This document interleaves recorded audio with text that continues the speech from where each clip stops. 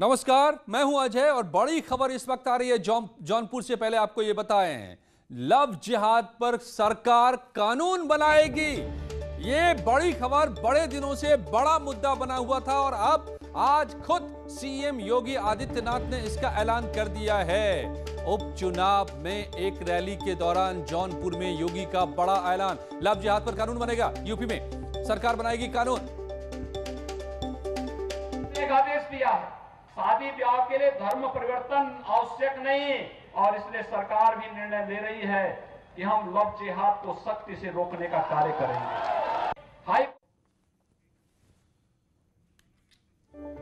मनोज सिंह हमारे संवाददाता मेरे साथ जौनपुर से जुड़ गए हैं। मनोज, ये सीएम कह रहे हैं, हम सुन रहे हैं, लेकिन इसके मायने बहुत बड़े हैं, इसके सियासी मतलब भी बहुत सारे हैं। क्या कह रहे थे सीएम कि यहां तक पहुंच गए बोलते बोलते?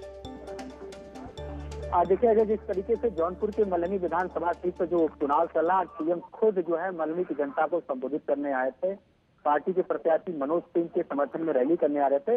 सीएम लगातार अपने पार्टी और फिर सरकार की योजनाओं की बात करते करते, बहन बेटियों की सुरक्षा की बात की, मिशन शक्ति की बात करते करते उनके ज्ञान में अचानक याद आया कि हमें जो है लव जिहाद के मामले पर भी अब सख्ती बरतना होगा। ये सीएम का जो है चुनावी बयान है, वो भी मंच से दिए हैं, बीजेपी के मंच से दिए हैं। मल्हनी में जो जनसभा कर रहे थे सिकरारा में, वहां से दिए हैं। तो उनका साफ साफ ये अन्य लोगों को निशाना साधा भी, और इससे जो बहन बेटियों के साथ जो खिलवाड़ करते थे, जो उनके अस्मत और जिंदगी से खिलवाड़ करते थे, सीएम का साफ साफ संदेश है जौनपुर की धरती से कि अब लव जिहाद के मामले में कोई बहन बेटियों की जिंदगी के साथ खिलवाड़ नहीं कर सकता। सरकार इस पे सख्त कानून बनाएगी और सरकार लगातार इस पे सख्ती से काम आगे भी करेगी।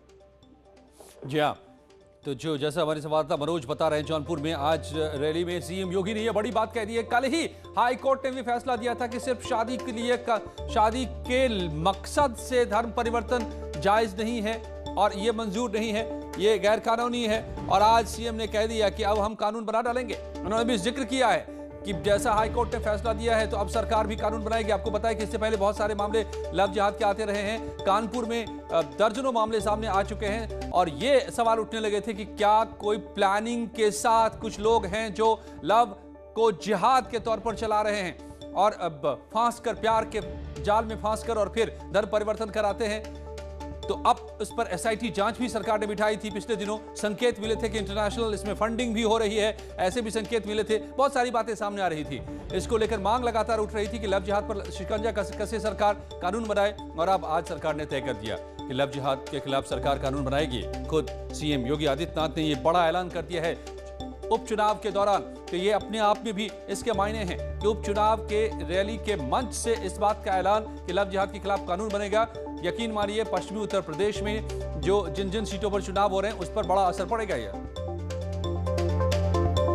और आपको यह भी बताएं कि कल इलाहाबाद हाई कोर्ट ने क्या कहा है इसको लेकर के, यह भी गौर करने लायक है। जरा समझिए, इलाहाबाद हाई कोर्ट ने साफ तौर पे कह दिया कि लव जिहाद का तो जिक्र नहीं किया, लेकिन शादी के लिए अगर सिर्फ शादी के मकसद से धर्म परिवर्तन कराएगा कोई तो वो गलत है। धर्म परिवर्तन कराना गलत है। शादी के मकसद से या शादी करके और उसकी वजह से धर्म परिवर्तन कराया जाता है तो। और जो लव जिहाद में अक्सर आरोप लगते थे कि लव जिहाद का मकसद ही यही था, धर्म परिवर्तन कराना शादी करके।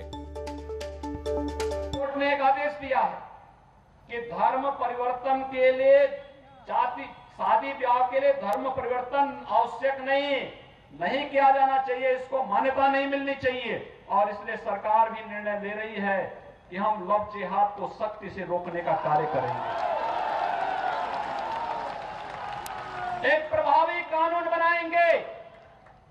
छद्मवेश में चोरी छुपे, नाम छुपा करके, स्वरूप छुपा करके जो लोग बहन बेटियों की इज्जत के साथ खिलवाड़ करते हैं, उनको पहले से मेरी चेतावनी, अगर वे सुधरे नहीं तो राम नाम सत्य है की यात्रा अब निकलने वाली है।